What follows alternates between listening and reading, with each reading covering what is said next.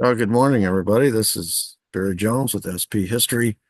We are beginning episode 8 of the Miami Conspiracy Town series. In episodes 1, 2, 3, 4, and 5, I laid out all the people that, from the various groups and entities that were centralized in Miami, beginning in episode 1 with the refugees, the exiles from Cuba, mostly male, military age. In episode 2, we talked about the organized crime figures. In episodes 3, 4, and 5, we talked about all of the different CIA participants. And of course, this is a confluence of three conspirators who each have the motive, the means, and the opportunity to want to take out Fidel Castro. And the reason this is important, the effort against Castro, is because all the passion, all the energy, all the resources, all the training, all the weapons and ammunition, all the everything that was involved in the effort to take out Castro, at some point, all of that targeted south towards Fidel Castro and Havana uh, switched and was aimed at JFK instead. And so you cannot talk about the assassination of JFK without first talking about the efforts to assassinate Fidel Castro. It's the same people. In episode 6, uh, we got into starting to talk about the, the combination of those three groups and their operations against Castro.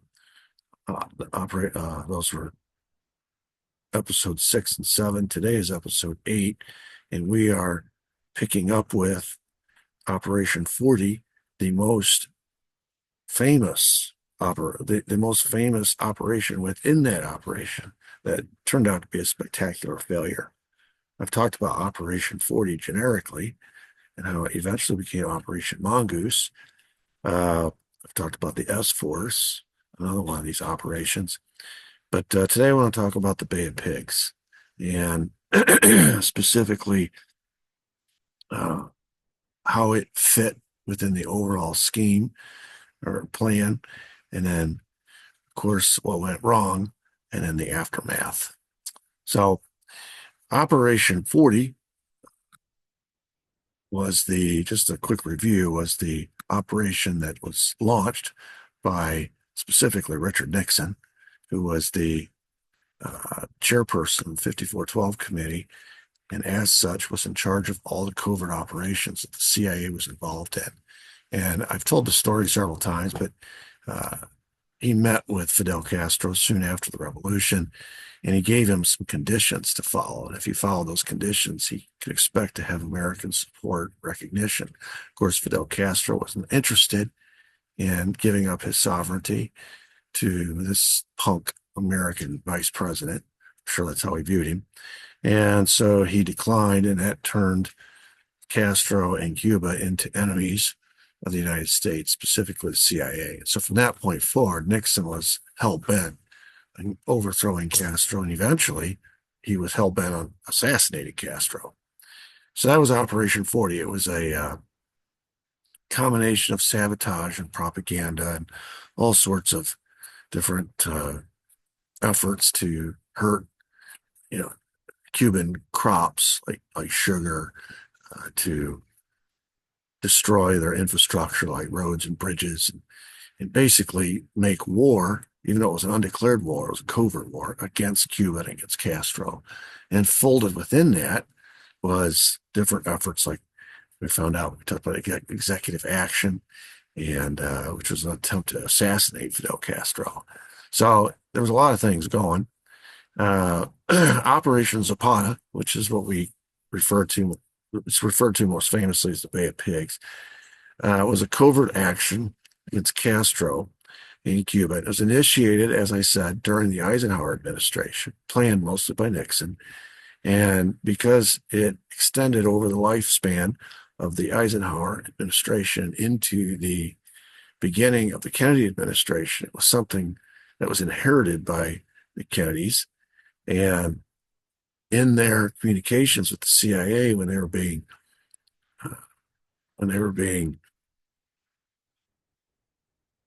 informed of this plan, brought up to speed on it, the CIA basically guaranteed Kennedy of a quick, easy victory. And it made some promises. Now, these promises we'll get into in a second, but Kennedy was literally in the first month of his administration. So he gets inaugurated on January 20. So you're talking about late January, early February, he's finding out about this Bay of Pigs Operation Zapata. And the operation was supposed to launch all of these paramilitaries that have been training down in those 5 Operation 40 bases that we've talked about. If you remember the bases they were in, one was in No Name Key, one was in Swan Island, which is right off the east coast of Florida, one was in the Everglades, and then there were 2 in New Orleans off the coast of Lake Pontchartrain, one in the north, one in the south. They were going to launch from Biscayne Bay in Miami and land at the Bay of Pigs in Cuba, and there they would be joined. This is what the CIA is promising to Nixon. Based on their intel, there was a lot of unrest in Cuba. And so when this force of about 1,500 Cuban exiles landed, after having left Miami and come to the Bay of Pigs, they would be joined by countless numbers of Cubans living there in Cuba, and the revolution would take on a kind of like a civil war flavor. And though it was an invasion, it was being described as a civil war between Cubans versus Cubans. JFK was told, or he told the CIA that it better go the way you're saying, because I'm not going to allow U.S. forces to intervene. Now, this is important because in some of the operations during the 50s, for example, in Iran and Guatemala, both of these, Eisenhower had been told the same lie that the CIA was now telling JFK, that this was going to be all covert and that it was all going to be homegrown. It would have all the earmarks of Civil War. But then once the operation began, they went back to Eisenhower and said, hey, we're facing defeat unless you intervene with U.S. military forces. And in both cases, Eisenhower did. And Kennedy knew that. And so he's preparing these CIA folks. Listen, and maybe Eisenhower said the same thing, but when push came to shove, he gave in. So JFK, who has been lied to during the campaign by the CIA, easily lied to, and was eager to go out and repeat the lie.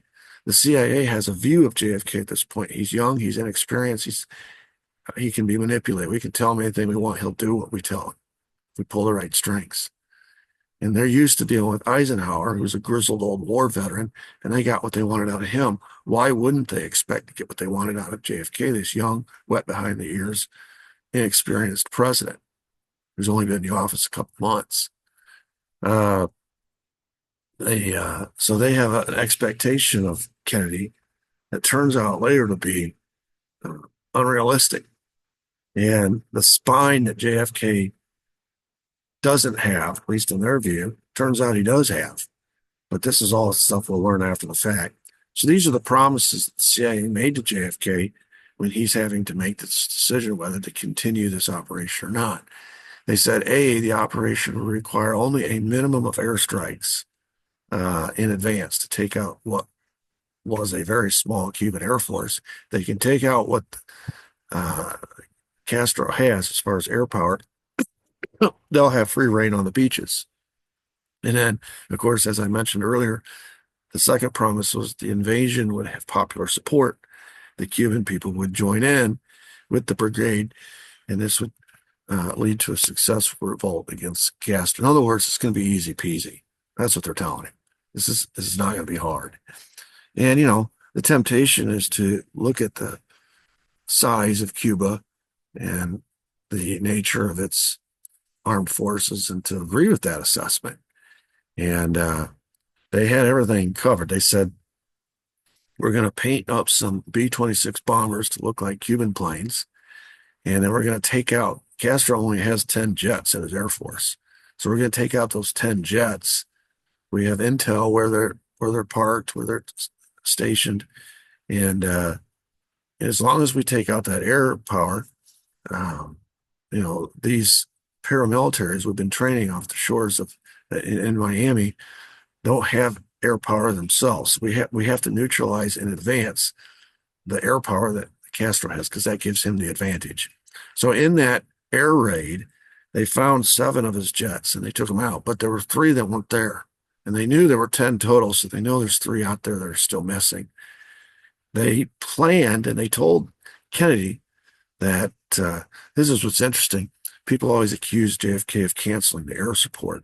JFK did not cancel the air support. The air support went through as planned prior to the invasion. And though they did not get all 10 jets, the plan was to go back in a subsequent attack and find the remaining 3 jets and take them out as well. And JFK signed off on all of those. He signed off on the original attempt or air attack. He signed off on the subsequent air attack. It's the CIA that canceled the subsequent air attack for time purposes because they said, well, we got most of them. Certainly those 3 jets that are left aren't going to stop what's coming. There's just not enough of them. We took out the majority of them. So they canceled. The CIA canceled the subsequent air attacks to take out those 3 jets. It wasn't JFK. This is what you'll hear in the aftermath. Well, almost immediately the invasion starts to go south. Now we know the reason for that. We know the reason is because Castro had spies in Miami. He knew it was coming. He knew where it was coming. He knew when it was coming. He knew how much power was coming at him. He knew the tactics, everything. He knew everything that was coming. So this is because of Santos Trafficante and his WASP network of spies in Miami. So, and plus he's got those 3 jets. And so as the invasion and the Cuban brigade lands on the beaches, these 3 jets are free to run up and down the beach, strafing these helpless invaders who are trapped on the beach and have nowhere to hide. So the invasion begins to go south almost immediately. And so this is when the CIA goes back and demands more air support. But at this point, JFK is saying, no. That was supposed to be taken care of in advance. If it wasn't, that's on you. But I'm not authorizing U.S. Air power now. This is supposed to be a covert op. This is supposed to remain covert. And so, of course, we're at loggerheads. The CIA is furious. They can't do anything to stop what's coming with those 3 planes. And they've gone to the president and they presented the doomsday plan, and he didn't give in like Eisenhower had done with regards to Iran and Guatemala in 53 and 54. JFK stood firm. And of course, they're furious with him, and he's furious with the CIA because he realizes now that their promises weren't accurate. The 3 jets that the 10 jets they were supposed to take out, they didn't. And when they reassured him, said the 3 jets won't be a problem, they were wrong. They are a problem. They're causing them to lose. And B, the homegrown Cubans are not joining in the invasion like they were and this is not going easily like the CIA had promised. So both sides are mad at each other. Now, what we found out later is that the CIA, according to documents, had sort of built into the plan a backup plan, sort of a trap to make sure that the president would okay the U.S. forces to back up the paramilitaries. According to declassified documents and also testimony, the CIA, in a plan drawn up by Alan Dulles and his deputy, Richard Bissell, these are circled here in the picture, this whole plan was designed to fail, and it was designed to force Kennedy's hand and enter into this equation, the U.S. forces causing a war with Cuba. Now, we've discussed this ad nauseum. These false flag operations up to and including what we get to 1963, that the JFK assassination itself always had the same purpose. And the purpose was to goad American political leaders into a war, a war on the ground, or however you want to define it, between us and Cuba. And this was their, you know, this was the start of that. Uh, this whole Bay of Pigs operation was designed to fail. In other words, the CIA, when they made those promises to the president, knew they were lying to him, knew that it was going to fail, knew that they were going to be in a bad spot. And they were counting on the fact that the president, only 3 months into his first term, could not stand a loss of such monumental proportions early in his presidency. He could not be, he could not risk looking that weak against communism, or on the world stage looking that weak against Castro. And he would be forced to unleash the full power of the U.S. military, and that would result in a war between us and Cuba. This is the war the Pentagon wanted. This is the war that the Joint Chiefs wanted. This is the war that the CIA wanted. This is the culmination of everything related to Operation 40. We're going to meddle around in the affairs of Cuba, and eventually we're going to end up in a full-fledged war between us and Cuba. And of course, we'll win that war. And then we can do anything we want in Cuba and go back to the good old days. So you see here, according to JFK aide Arthur M. Schlesinger, the Joint Chiefs of Staff had approved the Bay of Pigs plan, but the CIA invented it. So here you see collusion between the CIA and the Pentagon, Joint Chiefs, working together. Oftentimes you hear talk about the Bay of Pigs, and it's all in reference to the CIA, how they bungled the operation. Every bit as important in the operation of in the Bay of Pigs operation was the Pentagon's role in this. They were working together. They were complicit in this failure. I could imagine a scenario where they're talking amongst themselves, and the Joint Chiefs are saying to Allen Dulles, you go in with the plan, you convince the president with your intel of everything that needs to happen, use the paramilitaries, whatever, as sacrificial lambs to get this ball rolling. And then when it's failing, you go back to him and say, just like you did with Eisenhower, say you need the big guns, and here we'll come in and we'll clean up the mess. And we'll know that this was always designed to fail, so that he will never, even Eisenhower wouldn't give us permission to invade Cuba in a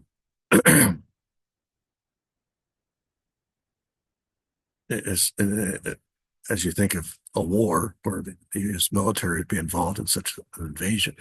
But if the CIA is in trouble, if the paramilitaries are in trouble and at risk of losing, he'll certainly send in the U.S. forces, and they can come up with an excuse like they did in Iran and Guatemala. So it was all prepared in advance. The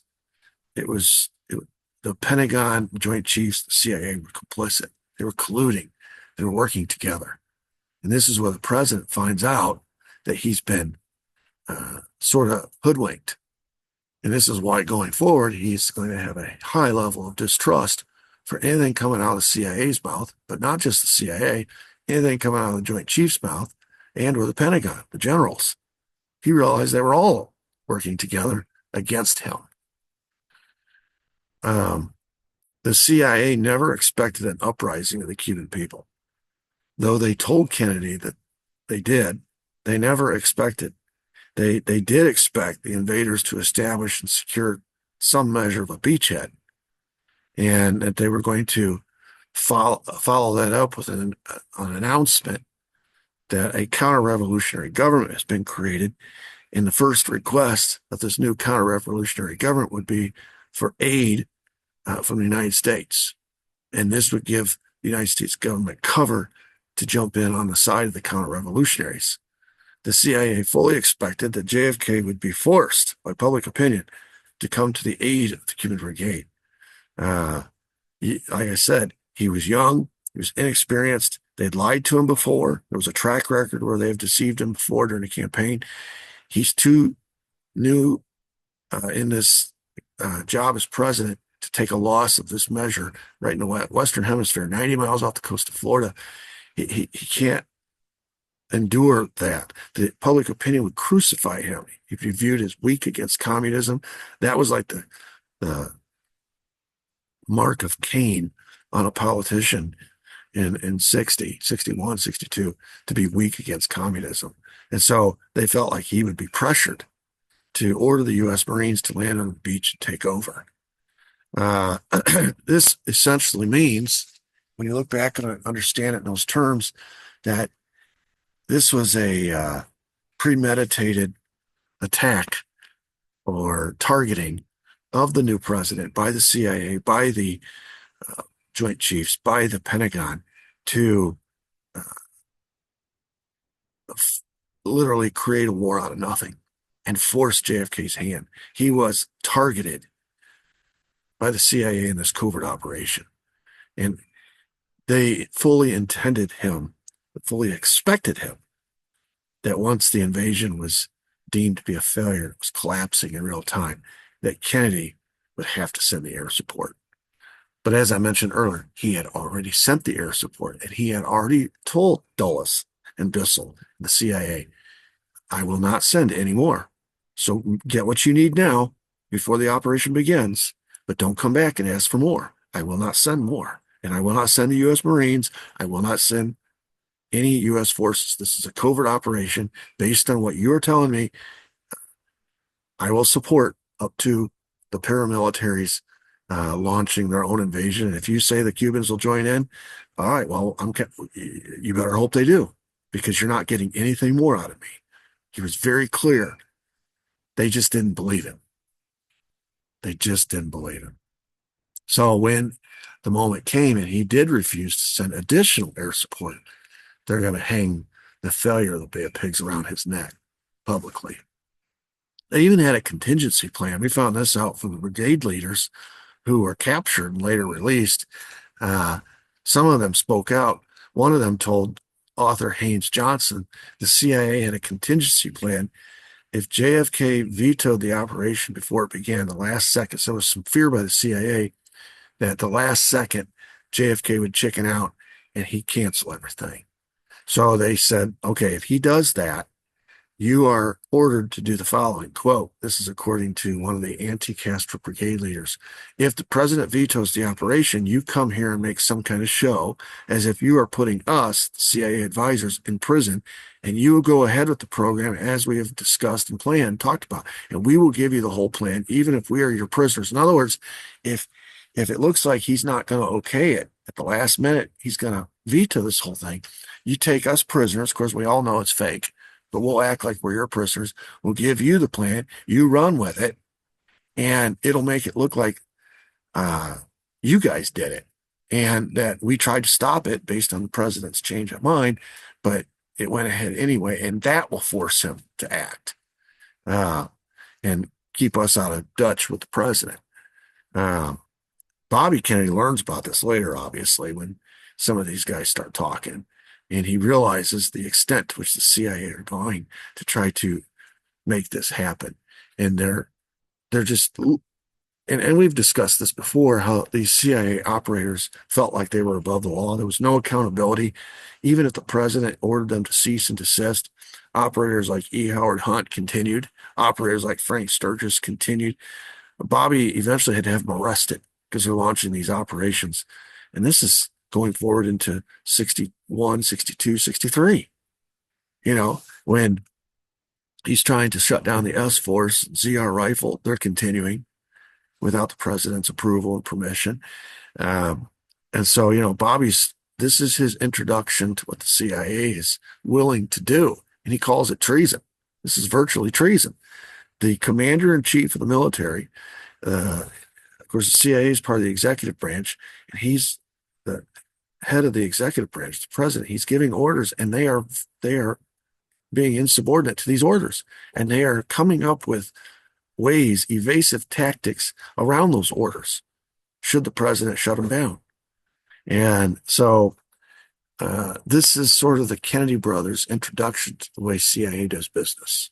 And again, just like Miami has three conspirators that are really one, the Cubans, the mafia, and the CIA, So too, the CIA, the Pentagon, the Joint Chiefs are all in this together when it comes to the Bay of Pigs. So it's a little bit disingenuous to pin all the blame on the CIA with respect to Bay of Pigs, though they're the ones doing most of the communicating with the president. They are working hand in glove with the Pentagon, with the Joint Chiefs. So they're all in on this. Of course, this operation turns into a complete, utter disaster once the president stands firm, and it failed just as it was intended to fail. More than 1,000 brigadiers get taken prisoner. These photographs go all around the world. It's huge egg on the face for the new president and for the United States in general, as Castro flaunts his newfound power. Pictures like this, these are captured Cuban brigade members. These are guys that fled Cuba, came to Miami, and were trained by the CIA as paramilitaries to go back and invade Cuba. And now they get hung out to dry. And of course, what they're told by their bosses in the CIA is that the new president hit the chicken switch. And what he was supposed to do was authorize air support to help them when they landed on the beaches, and he chickened out. And so their view of Kennedy at this point is not very positive. They blame Kennedy just like the CIA is blaming Kennedy. They're being fed, propagandized by the CIA, who failed in this whole thing. And of course, the military, the Joint Chiefs, the Pentagon all feel like the president pulled the chicken switch as well. They never got the chance to come in and make the difference. They kept waiting, and the order never came. Not like Iran and Guatemala. And so all of these conspirators now, including the Cuban brigade members themselves, are blaming Kennedy. And so JFK is going to have to come out and speak publicly about this. It's not like this is ended up being covert like he had hoped. The whole world knows about it. He is realizing too late that he's been lied to twice now by the CIA. Once during a campaign about the missile gap, when they said that the Soviets had more missiles. So he ran around repeating that lie, which obligates him afterwards, once he becomes president, to begin a buildup to try to make up that difference. That was all intended. That lie was intentional to sort of steer policy, foreign policy going forward.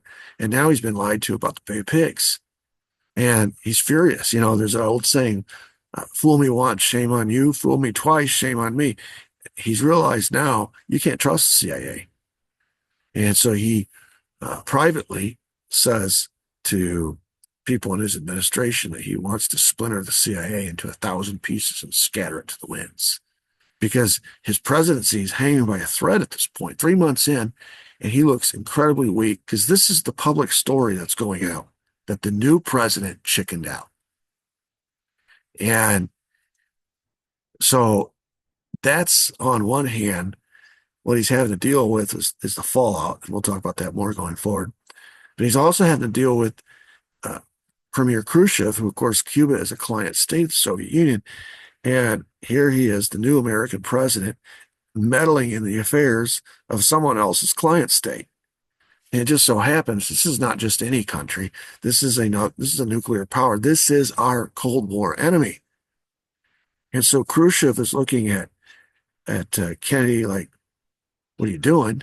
What do you think you're doing? And in order to appease Khrushchev, he sends word to Khrushchev, listen, we won't do this again. And this is his efforts to appease. The last thing he needs is a nuclear showdown between us and the Soviets 3 months into his administration. It's bad enough we're going to have one in a year from them, the Cuban Missile Crisis, and that was almost disaster. You don't want one 3 months in, especially when the president still doesn't know what's what and who to believe. By the time we get to the Cuban Missile Crisis, the Kennedy brothers don't believe what the CIA tells them. They don't believe the Joint Chiefs. They don't believe the Pentagon. They sort of isolate themselves away from all the advice they're getting from those forces and make up their own minds and figure out a back channel where they can mediate a peaceful arrangement. They might not have done that. If the Cuban Missile Crisis had happened this early, they might have gone with the advice they got from the CIA, the Pentagon, and the Joint Chiefs. So it's a stroke of luck, actually, or good fortune, that Bay of Pigs failed in the nature that it did, the way that it did, and that Kennedy took the hit for it publicly, at least, so that he was steeled up and his backbone was such that when the Cuban Missile Crisis happened a year or so later, he could stand up to these same people that had lied to them during Bay Pigs. So you could look at it one of two ways. It's sort of a fortunate occurrence, but he is telling Khrushchev that this is going to end. Now, he doesn't intend for it to end. He's just trying to keep the peace. Uh, According to the New York Times in 1966, quote, President Kennedy, as the enormity of the Bay of Pigs disaster came home to him, said to one of the highest officials in his administration that he wanted to, quote, splinter the CIA into 1,000 pieces and scatter it to the winds. Some people have said he never said that, but it was reported in the New York Times 66. Arthur Schlesinger, whom I quoted earlier, said, quote, it's a hell of a way to learn things, but I have learned one thing from this business. That is that we will have to deal with the CIA. No one has dealt with the CIA. This is what JFK told his aide, Arthur Schlesinger. So there are some outcomes from the Bay of Pigs that are going to have long legs. One outcome is that JFK obviously knows now he can't trust the CIA. But he included in that is also the Joint Chiefs of the Pentagon. Okay, just make sure you understand it. He's not trusting any of them, and he knows now he's going to have to deal specifically with the CIA because they are the ones that are coming to him, pretending to give him updates and give him reports and things of this nature, but they're really lying to him. And how can a president make solid decisions with respect to foreign policy, with respect to military operations, if the intel agency that you're counting on for these updates, for these briefings, is lying to you over and over again? You're not getting a straight scoop. You're not getting a straight skinny. How are you going to make a right decision? And so he knows now he's going to have to deal with the CIA. And he knows that no one, and it's kind of interesting. This is only 1961. They've only been in existence since 47, so it's only 14 years, and the CIA has already become a rogue elephant. And Kennedy knows this. Now, publicly, Kennedy goes in front. He does a very hard thing. You don't. I would have underestimated how hard a thing this was to do. I probably did 20, 25, 30 years ago when I started researching all this. Because you just figure, well, if you mess up, you go out, you admit that to the American people. But I have experience now watching American presidents do their best to scapegoat other people for all their failures. And it's rare that what I've learned is that it's actually rare and it's indicative of personal character when you see an American leader of any sort, whether irregardless of party, irregardless of their experience level, irregardless of anything. But if something fails, it's a very rare thing indeed to see them come out publicly and own it and take responsibility for it. They normally blame shift. They find a million reasons why it's not their fault. Publicly, this should have been a affirmation or a I don't know. I would have felt a little bit empathetic towards Kennedy at this point if I was alive during this period of time to know, especially if I had some years under my belt. And he came out publicly and said, quote, I am the responsible officer of the government, and talks and takes all the questions from the media members, the hostile questions about how did this go wrong? Why did you fail? Blah, blah, blah. Meanwhile, the CIA is leaking all their side of the events and how they're spinning it out through the press that they control. And so the president is being made publicly the scapegoat for this whole thing. He says famously at this point, victory has 1,000 fathers and defeat is an orphan. He feels isolated. He feels by himself because all the blame is crashing down on him for this failure. And the CIA is piling on. And the military and the Pentagon, the Joint Chiefs, everyone's piling on. The Cuban brigade members, everyone's piling on. The city of Miami, all these folks involved in all these paramilitary training and all these operations to stoke up this war with Cuba. Now that it has failed, they're looking for a scapegoat and they're publicly blaming him. And he comes out in the press conference and takes the blame. What a reassuring, I don't know. It's so reassuring about the character. You hear so much about the personal character of JFK and how decrepit he was, and how uh, depraved he was with respect to women and this and that. Boy, in this moment, his character shone through, uh, and he owned it. He owned the failure. He didn't blame shift. He took the blame publicly. Now, privately, he's very upset at the CIA. And he makes that quote about wanting to split the CIA into 1,000 pieces to scatter to the winds. But publicly, as the face of his nation, as the commander in chief of the military, as the chief executive officer, as he calls himself, quote, the responsible officer of the government, he takes all the blame. All right. And this is sort of the education of JFK that we see happening in real time. He is having to learn on the job who he can trust and whom he can't trust. He's having to learn on the job in front of 250 million Americans who are watching him, however many we had in the population at that time. They're watching him learn on the job. But that's the thing he does. He learns. He very quickly learns and he grows a spine. And what was viewed as someone who could be easily manipulated, which is why all these groups supported him in the campaign of 60, pretty quickly find out that he can't be manipulated. And that this Bay of Pigs failure is going to be the event, the seminal event that gives him courage going forward to stand up against these same people. And he almost chalk it up as to one of the necessary things for a president to go through is an early failure where he learns what's what. And that's Kennedy, when he came into office, didn't even know what he didn't know. He was being lied to repeatedly by people. And now he's in the seat. And he's the one who has to make the decisions. And he's realizing who he can trust and who he can't trust.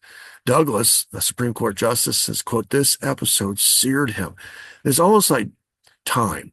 We divide time into BC and AD, before Christ, after death. And there's all that happened before Christ came, and there's all that happened after his death. Time has been measured forever that way. In Kennedy's presidency, there's before Bay of Pigs and there's after Bay of Pigs. Before Bay of Pigs was the Senator Kennedy. That was the young and inexperienced Kennedy. That was the malleable Kennedy that the CIA thought like putty they could just shape however they wanted to shape it.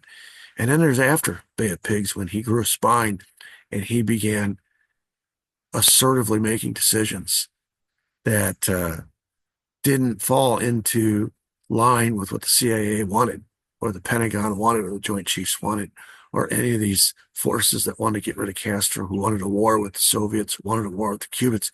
All of a sudden, this guy that they thought was going to be so easy to manipulate turned out, hey, I can stand there publicly, take the blame for Bay of Pigs, and that inoculates me going forward because I've proven my character, and now I can stand up to you. You don't have anything to hold over my head. You can't blackmail me and say, if you don't do what I say, we're going to leak information that puts all the blame of Bay of Pigs on you. I just stood there and owned it. There's nothing you can throw in my face now about that. I owned it. And now this is what's going to happen. It changed him. Before Bay of Pigs Kennedy, after Bay of Pigs Kennedy, two different people. And William Douglas noticed that. He said this episode seared him. He had experienced the extreme power that these groups had, these various insidious influences of the CIA and the Pentagon and civilian policy. And I think it raised in his own mind the specter, quote, can Jack Kennedy, President of the United States, ever be strong enough to really rule these two powerful agencies? And he's going to make the decision that, well, I don't know if I can, but I'm going to try because that's what I'm here to do. This is what the American people elected me to do. And these two agencies, these two entities are out of control. Somebody has to, it's like going back to his quote about the CIA. No one stood up to them yet. Somebody's going to have to. And it's like he realizes, okay, I guess I'm that guy. Eisenhower, who think has, I've always thought Eisenhower was so disingenuous. He's famous for that farewell speech where he talked about how this out of control military industrial complex. Well, who allowed that military industrial complex to get so out of control? It was Eisenhower. He never stood up to him. He never stood up to the CIA when they came and said, "Hey, we got this invasion of Iran and Guatemala," and both times came back and said, "Hey, we need the U.S. military to intervene." He did. He caved.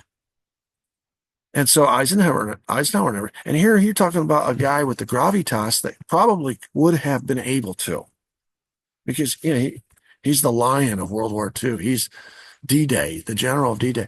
He would have been able to. In fact, he probably came into this with a knowledge and an understanding of what these guys were up to, what they were trying to accomplish, because he wasn't born yesterday. He didn't just fall off the turnip trucks. He probably knew how these things worked, and yet he gave in to him anyway. Kennedy didn't know what he didn't know, found out after the fact, got dragged through the mud, publicly shamed for what happened at Bay of Pigs. But this point in time, he rose up, said, "I'm not going to take it anymore. I'm not going to be lied to anymore. I'm not going to be goaded into a war. I am not going to be the man who starts a nuclear war with the Soviets. I will not."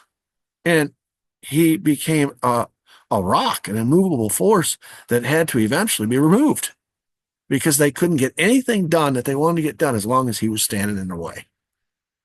Allen Dulles viewed Kennedy in a snide little comment he made after the assassination. Now, this is interesting because this is right about the time LBJ is putting him on the Warren Commission to stand in judgment of Kennedy and determine who killed Kennedy. This is the former CIA director, the one JFK will eventually fire, the one that stood up at Bay of Pigs, took the blame, but said privately to Allen Dulles, "You're the reason this happened." He said that little Kennedy quote, he thought he was a god. It was almost like he was saying, "I got the last word." And he's laughing about it. Not only did I get him killed, I got appointed to the Warren Commission to determine who the patsy's going to be, because it ain't going to be me. So what does JFK do after? Well, how does he begin standing up to the CIA? Well, the first thing he does is pass National Security Action Memos 55, 56, and 57. And this removed all the military-type covert operations out of the hands of the CIA and transferred them to the military. It might not seem like a big deal, but that's a huge deal because he is commander-in-chief of the military.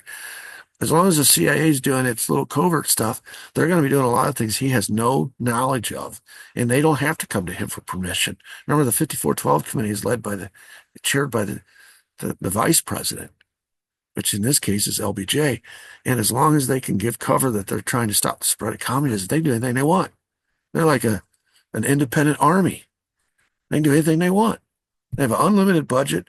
Whoever the vice president is basically the secret Svengali of the whole world. He has more power than the president in that case. But by removing all the covert operations out of the CIA into the military, now he's commander-in-chief of the military, and everything the military does has to be okayed by the president. And he can hire and fire. He can veto. He can approve. So that takes the covert power out of the hands of the CIA for the large-scale military top. Any kind of operation that's going to require or possibly require the assistance of the military. He also replaced CIA advisors with the Joint Chiefs of Staff during peacetime as well as war. In other words, he's saying, "All right, I don't trust any of you people. Military, Pentagon, Joint Chiefs, CIA, I don't trust any of you, but we got to have these capabilities. So I'm going to shift it all out of the hands of the CIA into the Joint Chiefs because I am over the Joint Chiefs. You CIA people are running wild doing your own stuff. I only find out after the fact that I've been lied to or misled. But with the Joint Chiefs, I am involved in every step of the planning in peacetime as well as wartime." So it's putting more of the power in the executive branch and away from the CIA. That's what he's doing. Now, L. Fletcher Prouty wrote a good book about this. If you ever get a chance, he's on YouTube, different places, and he talks about National Security Action Memos 55, 56, 57, and the impact. These are kind of in-house, inside baseball kind of things that John Q. Public aren't going to be fully aware of the impact or the repercussions. But in Washington, they had a huge impact. Prouty says, quote, "I cannot overemphasize the shock, not simply the words, that procedure caused in Washington to the Secretary of State, to the Secretary of Defense, in particular to the Director of Central Intelligence, because Allen Dulles, who was still the director, had just lived through the shambles of the Bay of Pigs, and now he finds out that what Kennedy does as a result of all this is to say that, quote, you, General Lemnitzer, are to be my advisor. In other words, I'm not going to depend on Allen Dulles and the CIA anymore. Historians have glossed over that or don't know about it. In other words, what Fletcher Prouty, who was liaison officer between the CIA and the military, he's sitting there watching all this. He's saying, this is huge. And you cannot, it speaks to motive why someone would want to have JFK assassinated, because it took all the power out of Allen Dulles' hands and put it in General Lemnitzer's hand. That's the one Joint Chiefs guy that the president did trust, General Lemnitzer. And it shifted the power center and the power structures in Washington away from the CIA and away from certain Joint Chiefs to General Lemnitzer and to the executive branch. And you can and then to put all these military people and to put the former director of the CIA, Allen Dulles, on the Warren Commission was just, and if you knew this, you knew the Warren Commission by its very composition was a farce, because you knew it was like the fox guarding the hen house. These people had motive, want to kill president, and now you're asking them to sit in judgment. Who killed him? My goodness. I mean, but a lot of Americans just weren't aware. But these are huge. National Security Action, almost 55, 56, 57. He also asked for the resignation of the 3 CIA planners who had been responsible directly for Bay of Pigs. That was Allen Dulles, the director, Richard Bissell, and Charles Cabell. Now, interesting, Charles Cabell's brother was also the mayor of Dallas. That's a little known detail, but that will come into play in a couple of years when he goes to Dallas. He also moved to cut the CIA budget in 62 and again in 63, and up to 20% by 66. That was the plan. So look at what he went out in a press conference and he took full blame for Bay of Pigs. I'm the responsible officer, Governor. Victory has 1,000 fathers. Defeat is an orphan. Anyone wants to blame anybody, I'm the responsible officer. I take the blame. CIA's leaking to all their operators. Well, not our fault. The president called off the air support. The Cuban brigade members all hate Kennedy now, which means the Cuban community in Miami, because this is where these guys are from, they hate Kennedy now because he betrayed the cause. He betrayed the whole effort. That was the main industry in the city of Miami. It was to overthrow Castro. And in the first attempt to do so, the new president cut him off at the knees. At least that's what they're being told. So you got higher ups in the Joint Chiefs, the Pentagon, you got the CIA. They all hate Kennedy. They're leaking. The media's assaulting him at the press conference. The Cuban population, the brigade members, the city of Miami, they all hate Kennedy now, because this was this was what they had been working for several years, and now it has failed spectacularly. And the CIA and the Pentagon aren't used to failing. They didn't fail in Iran in 53. They didn't fail in Guatemala. They would have, but because Eisenhower bailed them out, it all succeeded the way they wanted it to succeed, and they took credit for the success. It was and now here they're having to face failure, and they're blaming him. But look what he's doing in response. He takes their power away. As a result of National Security Action Memos 55, 56, 57, he fires the top 3 guys. He cuts their budget. All right? There is a war in Washington between the White House and the CIA. Now, what's the aftermath in Cuba and on the world stage? Well, as far as Castro is concerned, he's never been so more strong than he is right now. I used to coach, and we'd play, we would advance through the tournament at the end of the season. You always wanted to win that next game. That's the good news if you did, but the bad news is now you got a tougher team to play in the next game.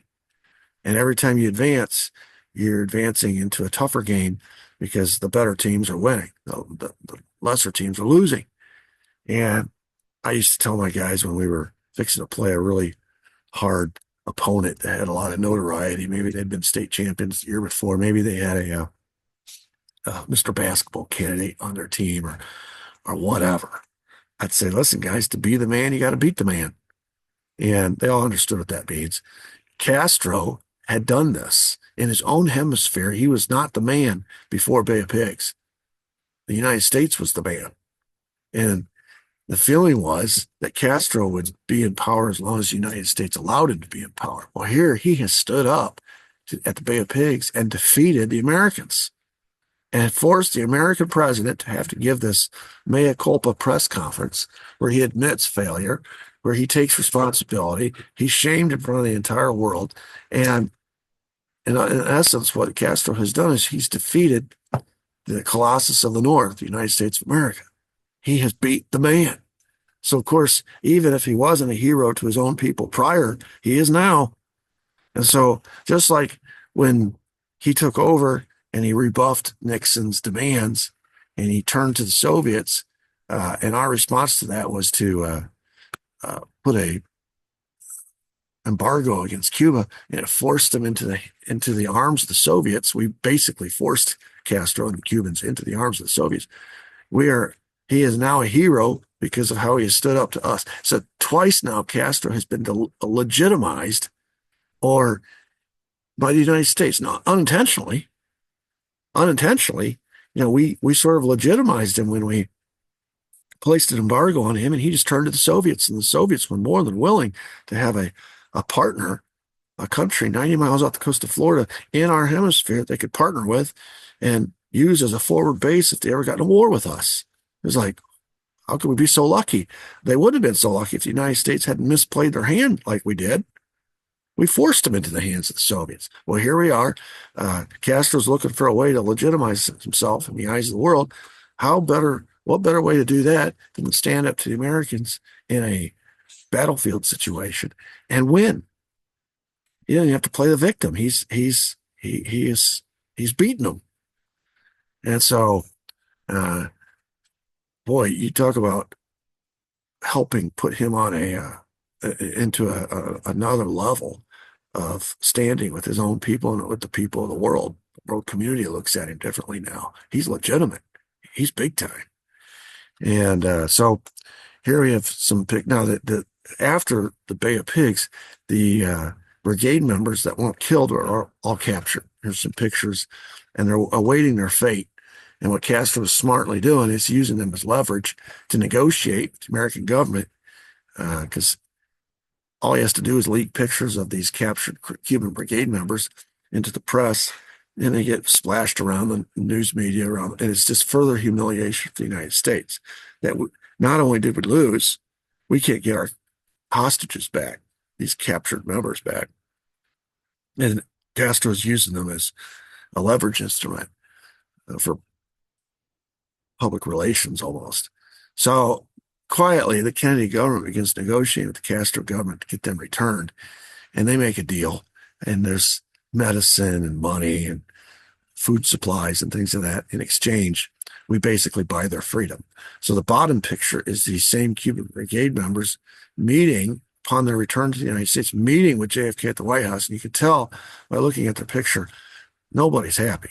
They are being forced to go through this public humiliation meeting with the American president, the guy who let them down, the guy who cut their legs out from under. The reason they were captured to begin with is because this guy. Now they're supposed to look happy when they're meeting him. They're not. Okay. This is not a happy occasion. Kennedy had them appear at this celebration or whatever, ceremony, whatever, so that it'd be a message to the world that we don't leave our soldiers behind. We did negotiate to get the release. The hostages have been released. You're trying to salvage something positive out of this entirely negative situation. But the principals, and I'm talking here about the Cuban brigade members, they are not happy. They're free, but they're not happy. They are more interested in winning. And just to illustrate that point, Captain Eduardo Ferrer, who was the leader of the exile Air Force, that Air Force that was supposed to take out those 10 planes, took out 7 of them, said, quote, "The Bay of Pigs failure was Kennedy's fault. Kennedy was a little bit immature, a little bit chicken. Today, 90% of the Cubans are Republicans because of Kennedy, that motherfucker." And indeed, when I've heard it mentioned so many times when I follow election campaigns, they're talking about the Latino vote. I've always heard all Latinos are not created equal as far as their voting patterns. Uh, the Latinos that come up through South America and Central America, Latin America, Mexico tend to vote Democrat, but Latinos that come from Cuba tend to vote Republican because it was the Cuban Latinos that got let down by a Democrat president or betrayed. Their cause got betrayed by a Democrat president, and they've never forgotten that. It's been passed down from generation to generation. So if you go to Miami, even to this day, well, there's heavily Latino, and most of them are from Cuba, little Havana down there. That's a Republican bastion of votes. But if you go to El Paso, Texas, or Phoenix, Arizona, and you compare the Latino vote there, their voting patterns are much different. So it's kind of interesting, but it's rooted in this. At least the Cuban Latino vote is rooted in this Bay of Pigs failure, and so I cannot stress enough. I cannot overstate the importance of the Bay of Pigs in the overall discussion of the JFK assassination. And one of the biggest clues that the Warren Commission was a farce, was never interested in really finding out the truth, was the fact that it did not even pursue as a field of study or investigation anything having to do with Bay of Pigs or the anti-Castro activities coming out of Miami. They just brushed it aside like it didn't even matter. And of course, that was purposeful. It looked negligent for a while, but now we realize it was purposeful because they realized where that led. If you study anti-Castro activities coming out of Miami in any degree of depth at all, it's going to lead you to this S force, which was trained to assassinate Castro, but it was all in Dallas on the day JFK was assassinated. It's going to lead you there. And it's going to involve the mafia. It's going to involve the Cubans, but it's also going to involve the CIA. And so it leads you to the players. It leads you to the operations. It leads you to this Operation Northwoods moment, which took place in Dallas on November 22, 1963. It leads you right there. It's the same people. It's the same agencies, government supports. It's one and the same. And so they had to purposely steer away from anything anti-Castro, anything coming out of Miami, anything relating back to Bay of Pigs. That was one of the big questions about Lee Harvey Oswald. What was his motive? Motive means opportunity. Those are 3 things investigators look for. What was Lee Harvey Oswald's motive? They never did establish one. They said, well, he didn't like Kennedy. Now, there were all kinds of witnesses said the opposite, said he did like Kennedy. But they said, well, he was trying to become popular. He was trying to make a name for himself. Then why did he deny it? If he was trying to make a name for himself, he would have taken credit. He didn't. He denied it. In fact, the only thing we have from Oswald publicly is that he said he was a patsy, which was a clear indication of what his defense would have been if there had been a trial. And of course, they can't allow that because if he's going to, especially being a CIA asset himself, he's going to have the inside knowledge of how this all worked and how he was set up to be a patsy. And he's probably going to be able to name some names. They can't allow a trial to take place.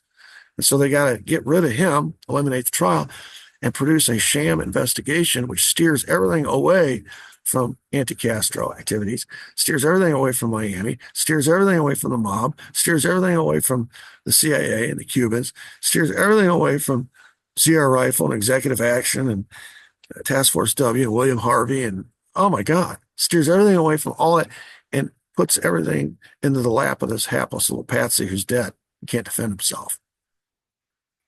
So that's why I say it is so important to understand the anti-Castro activities and what was going on in Miami before you even get to 1963 and what happened in Dallas in November. that is the backdrop, the backstory to what eventually happened in Dallas. And if you try to understand Dallas without understanding Miami, it, it's like trying to learn calculus without learning how to add and subtract first. It's impossible. It's literally impossible. Okay, that's episode 8. And we will be moving forward now into the next group of anti-Castro activities or operations. Now that we've covered Operation 40 and the Bay of Pigs and the fallout from such, the ante is going to get upped. It's not going to go away. Kennedy, when he told Khrushchev he was not going to meddle in the affairs of Cuba anymore, was being disingenuous. He was still in that mode where he's trying to satisfy two masters. Now, he won't be there for long, but he's still in that mode.